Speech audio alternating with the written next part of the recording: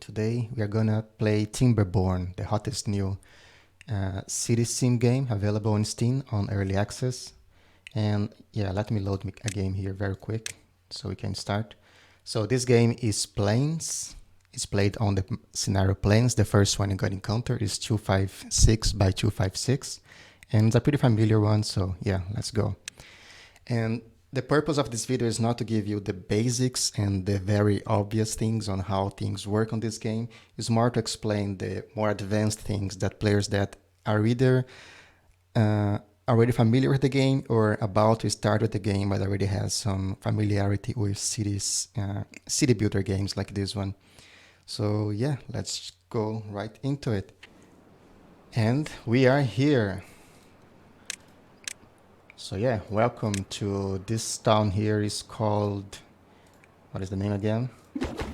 Oh yes, Beverly Hills. Yes, I'm a 5 years old Sumi. Beverly Hills is my first starting city, which is the same city that you usually encounter when you start in this map. So the day is coming in, and as you can see, it's already pretty big in here, pretty crowded, crowded. I don't know words. And we have many beavers running in. So yeah.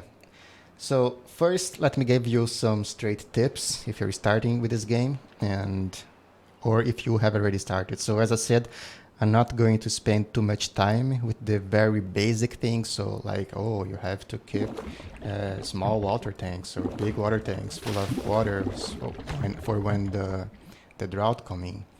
So yeah. So one thing that took me some time to realize is how useful those things here, those platforms are. So when you start the game, you only have like 4 beavers, as you already may have noticed, and you have to make do with those 4 beavers, right? And one of the first things that you have to do is, of course, start getting water using those water pumps and start getting food, usually by the means, not usually, but always by the means of getting fruits from those blueberry bushes in here. And you also need to start making research, right, to unblock new things. And for that, you have to build those research centers in here, those inventor centers, actually. And this is kind of hard, right? The first thing for you to consider is how many of those should you be building in the beginning of the game. So by my experience, research points is very, very important. So my tip is you build at least 4, not at least, but exactly 4, as you have wood for it. It costs how much again? I forgot. Yeah, 12 logs. So as soon as you have the logs available, you can build 4 of them. And as your population grows, and as you have available beavers, you can assign them to at least one of them, and then you can keep the others shut down like this. See? So yeah, with this now, even though I have 4, only 1 is working, and the other 3 are empty, and the beavers are available to work any other in something else. But as you have beavers available, or as beavers are not busy, so for instance, when there are droughts, and your water is completely empty, those things here won't work, right? So you can shut down those things and enable those things instead, so you can have a steady flow of invention points coming in. So yeah, now about the research stuff for you to research first. As I said, this here is very, very important. And this here is also very, very important. This is the Floodgate. Yeah. So of course, as soon as you can, you have to enable this one, the lumber mill, because this will give you timber. Timber is a necessary resource for you to be able to build those platforms in here. So yeah, as soon as you have timber, of course, and then after timber, please research platform, because this is so very useful. Useful in a way that, well, first of all, is the first main solid, right? So with this, you can build other things on top of it. And of course, you can also make beavers walk on it like this. So this will give you access to place things on top of each other. And to be honest, I think that this is even more important than the stair itself, right? Because with this, you can place things on top of each other, and you can already start to cross the river, just like in here. See? So after the platform, the next big thing, the next more important thing, in my opinion, is this, the floodgate. And it took me some time to realize what is like the core of this game, right? So I think that developers first, even before the idea of building this game as a city builder, they started to play with water dynamics, right? With how water flows, and then how you can control this flow and interact with it. And of course, there are other games like City Skyline that also has a nice water flow mechanics to it. But this one is the first one that I see that the water flow is actually like paramount. It's needed for your survival to control the flow of water. How so? Well, when the drought's coming, I think you more seasonal player will already know this, but if you are not that seasoned, you'll see that as drought's coming, what happens that this river here, it stops to flow, right? It's dries out. And then either you have to survive with the water that you have saved in those tanks in here. So beavers will start to drink this water as they need. Or, they start to drink this water, and this water is filled from the water that is pumped out within those water pumps in here, right? So as soon as the river dries, those water pumps, of course, won't work anymore. So you have to make do with the water you have stored. Unless you block the road of the river, of course, those are beavers, so that's the thing they do. Unless you block the road, the flow of the river like this, and then even though the source of the water stops, whichever water that it's stored inside this area here, that it's inside of the domain of this particular water dam here, is still stored. See, that's what I'm doing right now. So you can see the water has flown out like this, but you still can use some. So yeah, that's actually pretty basic. Actually, it's not that advanced, but one thing that is advanced is you don't actually need to use those dams in here. See, the way these dams works is that they will let some water pass on top of it. The beavers can walk on top of it, but as soon as the water reaches this point, the water will continue to flow, right? Which is exactly what this does. But this one, you can control how much you want to pass. You can let them open fully like this, or you can close them completely like this. And of course, if you keep like this, at some point, this will start overflowing. You're going to flood the whole area in here. But yeah, you can control this. And this one is maybe the same as this, in the sense that it's always, not this, but in the sense that it's always like 0.25 units closed, so the water can flow only on those remaining 0.25 units that it's still open for the water to flow in, right?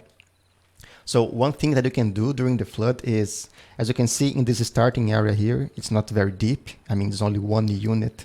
Yeah, I have caused a flood here by accident. So even though, yeah, let me see that, yeah, I still have another setting here. See, so yeah, those are completely open. This one are the only one that is blocking water right now. Yeah, now it's completely open.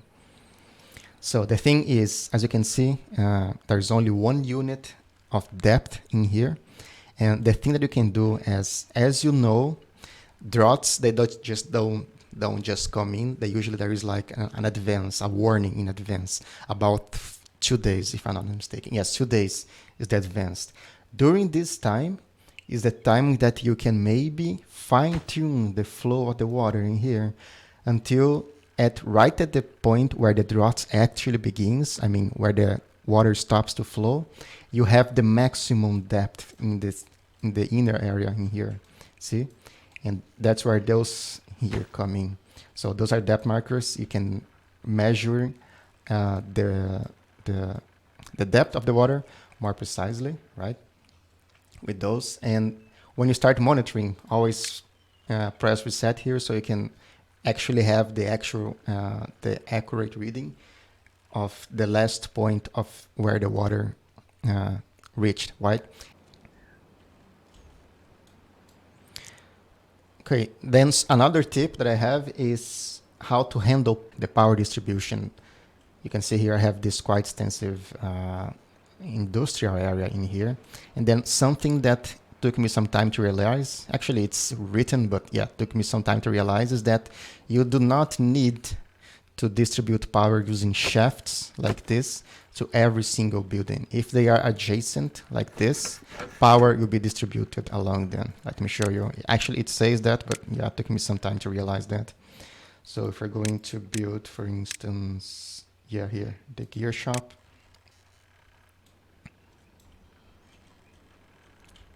And if you place it like this here, yeah, it shows that shares power within adjacent buildings. So you do not need to actually use shafts to distribute power to every building. If you place them adjacent, the power will still be distributed. And another thing is power comes in through a shaft like this into a building, into a workshop, but it also comes out. So as you can see here, I have used this here. So power is coming in from this direction, from the water mills, then reaching those group of buildings in here. And then at this point, I'm using the power out of the building to distribute back to this paper mill here. See?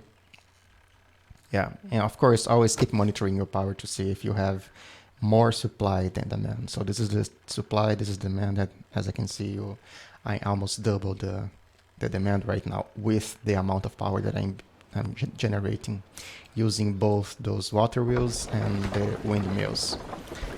Now another tip that I have is as soon as I saw the windmill, I thought that would be great, right, to use windmill instead of water mills, because, well, windmills can be placed anywhere. You don't need to use the river, and more importantly, when the river dries out during droughts, you still have a power supply, right? And when you are about to create a windmill in here, you can see here that in the description that it generates a changeable amount of power from the wind. When I first read this, I thought it would be like other windmill games that has the windmill mechanics, where like you have some less power at some point and then more power at other points when there are more stronger winds. And the only drawback you then that you have to be building more windmills, right, to overcome this. But nope, that's not how it works. Windmills actually can go from 0 power to some power. So there are some moments, actually many moments, where the power will be completely taken out. So the windmills, and by the way, all windmills will stop completely. So yeah, that's another thing. When wind stops, it stops around the, not around, but it stops worldwide. So yeah, if one place doesn't have wind, any place, all places doesn't have wind.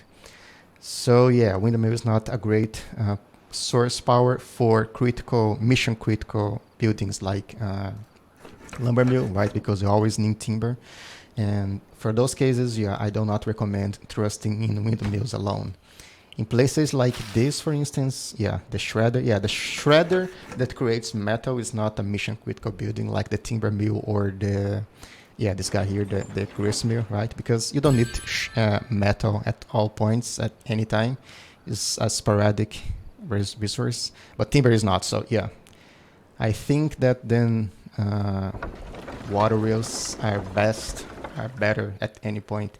If you can build them, always prefer to build water wheels instead of windmills. Windmills are more for places where water is too far away or unreachable. In this case, I still could build one, but I just chose to use wind instead. And another question that newcomers or even more seasoned players still might have is, when is a good point to use secondary district center, that is using different districts, right? Yeah, that was one thing that I was also worried about. And then, first of all, what is the function of the district center? So the district center gives you the limit of a district and also gives you 4 positions for 4 workers. Those workers here are mainly builders or haulers. So if you have a building and the building is inside the area here of this district center, the building will be built by the one of those 4 in here. And when they are not building, they are hauling, right? Yeah, so that's what the district center gives you exactly. And as you can see, it has an area in here. And the thing is, this red in here is the maximum. Yeah, this is the maximum. Those lines in here on top of the ways, the pathways, indicates what is the area on which the builders or haulers from this district center can still act, right? Beyond this area, you can still build things, but then the builders won't be able to build from in here, for instance, because it's outside the area. If you have this guy here, the builder's hut, it still is able to build outside this area. This will gives you more range in the sense that builders will be able to get that faster, but that doesn't mean that the range of the district itself is extended. See, this is right in the edge of the district center limits, and still we can't build further than that. Yeah, this is the proof, right? I have those guys in here to be built, and it's right outside of the limit, so it won't be built by anyone from this district at least. So you should or must create more districts in area where you have to extend the reaches. For instance, yeah, I had some metal in here, but now it's all taken out. And yeah, I think there are more metal in here. Yeah, in this case, then it would make sense to create another district center here just to take more of this metal, right? So one thing to be aware of when creating new district centers. So first of all, when you place this building here, what is it again? The district center. It's not something that you place all the time. Yes, it's in here on pathways. Yes, pathways, the district center. As you can see, it doesn't have any cost in materials, so we can just pop them anywhere, right? Anywhere isolated. More on that in a minute. And what happens is that once you place it, it will be just an empty building, right? After you place it, you have to go to the original district center or others if they also have population, and then use this button here, the migrate population. See?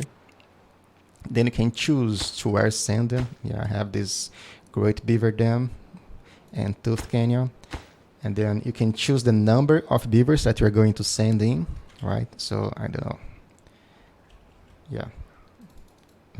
Yeah, 140 is my maximum population, right?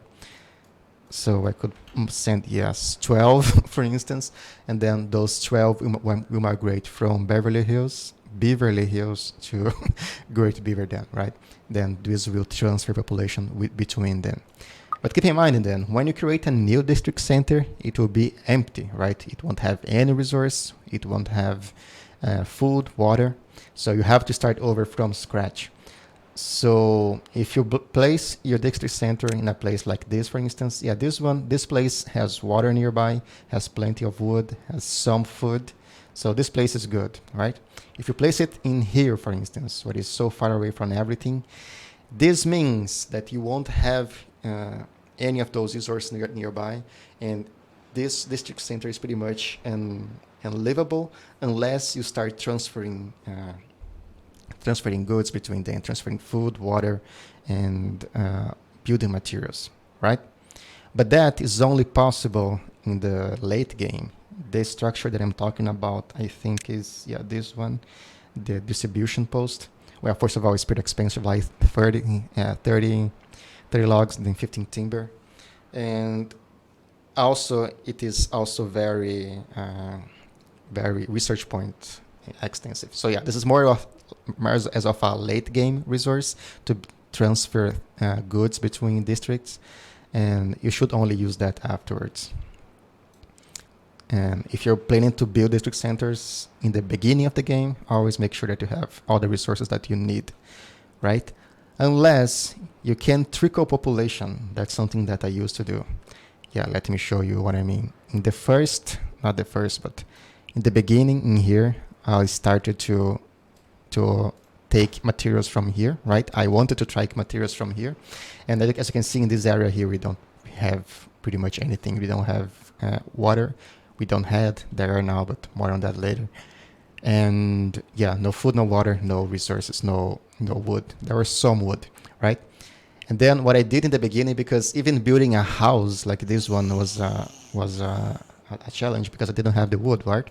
So what you can do is transfer population from here, let them build and collect resources, and as they start to starve, or as they start to be very thirsty and then start to die on thirsty, you can just migrate them back, right? For instance, right now this place has 10. If I took all the 10 and send them back to Beverly Hills, then they would reach Beverly Hills, and then in there they would be able to find water and food, of course. Then yeah, this is a good resource. You can just trickle them in here, let them work until you reach the point where your new district is viable as a manner of speech, right? And another tip that I wanted to give is, of course, I think it's pretty obvious that you should have floodgates for you to control the level of the water you want to use as soon as you can. But you won't stop in there. You can have more floodgates, and this will give you even more control. For instance, I built this one, only has one unit high. And this one is how much? Yeah, this one is 2 units high. So this now will give me access to this much of space of water, see? So all of those water is now also water that I can preserve during droughts and let and help this area here to be even more water and tight during harsh droughts. Of course, at this point, this area here will start to dry first, but then if that happens, I can always send my beavers to the other city, the beavers from here, or just let this area here dry out of the land, so those farms here will probably die, but that's not a huge deal anymore for me.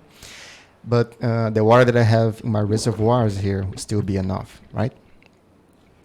Another thing that I wanted to give you some perspective is, once you start building canals like this, canals for irrigation purposes like this, right? Because the way the way the land dryness works in here is that as soon as you have at least one square of land with water, then the whole area will be irrigated like this, right? And then one thing that is clever to do is build a floodgate on the entrance of the canal like this, right? And then as the water rises, of course, just use the water to water this canal. And then if the water starts to dry so much that this area here becomes less than 1, see, here's 1 unit, here's 2, so less than 1 unit high, you still have some water in this area to keep your fields irrigated. Of course, then beavers won't be able to get water from here, for instance, right? But at least the fields do still be irrigated during the flood seasons. And from my tests, if you have this closed here and then just this water in here enclosed, this will take a long time to dry out, right? So it usually just survives the whole drought with no problem. The whole 8 days drought with no problem. If I'm not taking water from it with using pumps, it's okay, it's fine.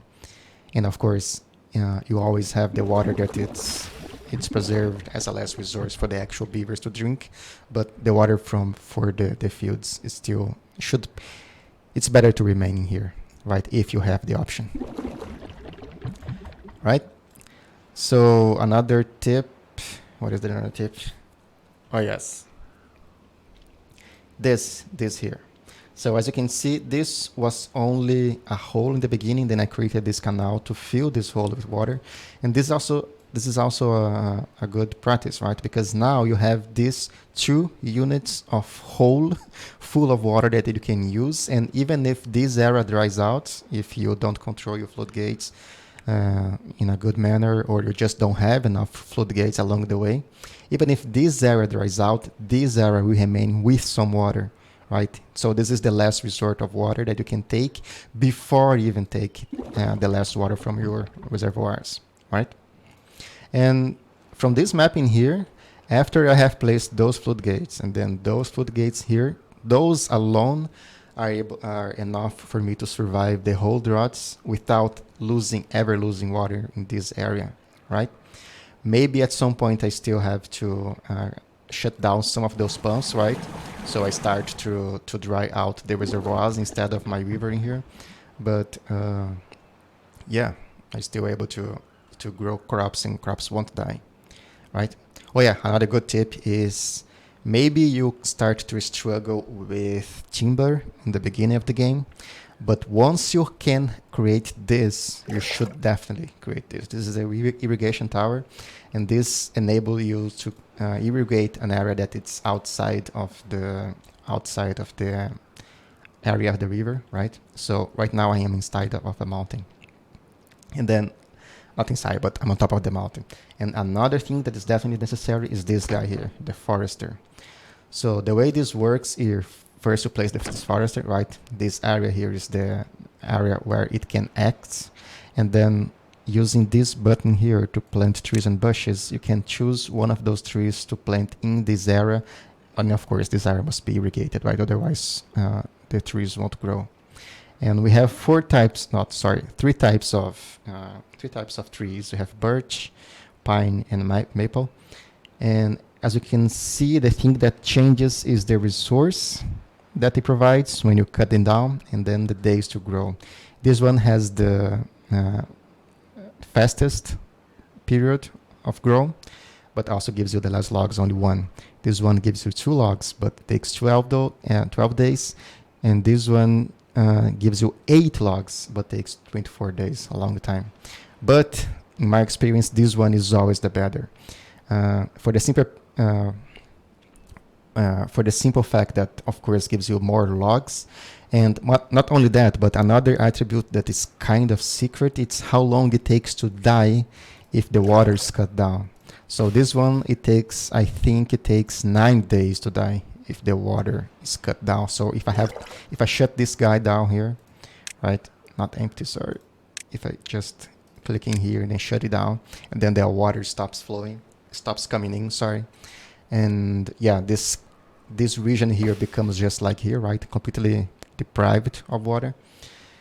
This guy here still can survive 9 days like that, and then when the water comes in after a drought, you can just continue your business just like before. And it takes some time to reach this point, right, where the forest is actually I don't know how to spell. I don't know how to say this, but at the point that the beaver cuts the last tree, the first tree is already fully grown again, right? So when it reaches this point, you pretty much have infinite wood, infinite logs for you to cut down. So yeah, definitely invest into foresters, and definitely invest in using maple always. It really takes, really is, yeah, really compensates for the time it takes to grow. And of course you can just mix match. I have used some birch in here just to make sure that I have some wood, but always aim for the maple at the end, right? Another tip, well, enough of the tips. And then the last big project that I pursued was this guy here. This is the bigger, let me just close, yeah, this is the big Hoover Dam. See, how cool is that? I think I already saw videos of people just, let me place this down, people enclosing this area here, right? And this is also 1, 2, 3 units high, but they just went beyond and then enclosed the whole area. That was I did in the beginning. But then I just decided to, you know what, let's enclose everything. So I had to close this area down, close this guy in here, close this guy in here. And by the way, yeah, it's so fun to be able to flood an entire area just like this at any point. Yeah. Let's see. Yeah, so that is possible because of that. So just don't do that. And oh, sorry. No, close. Yes. Yes, now it's closed. Okay. So yeah, that gives you this control, right? And yeah, don't worry about the water will evaporate at some point, even though I think that I actually placed a lot of it. No, not that much. Yeah, so now I have all of this as a reservoir of water for when the drought comes in. And that it's a lot of water here. So after I've done this, this now allows me to survive the whole drought without having to do almost anything. All I have to do is just use the floodgates in here to again fine tune my usage of water. But not only it doesn't dry during the whole drought because of this much of reservoir I have, but I don't even am deprived of flow during the whole drought. So there's always water flowing out of here during the drought. So I only close all of those guys in here, and I'm still able to have this never reaching less than 0.6 during the drought. So I do what I said to you, right? First I fine tune to it to get to at least 9 or at least 8, sorry. And then after it's 8, the drought starts and it never reaches less than 0.5 during a drought with this much water that I have in reservoir right now. So yeah, pretty cool. So that's it, guys. I hope you enjoyed, not enjoy, but I hope those tips that I just gave you will help you to get a smoother experience at the beginning of this game. So yeah, thanks for watching. Until next time. Look at that, so cool.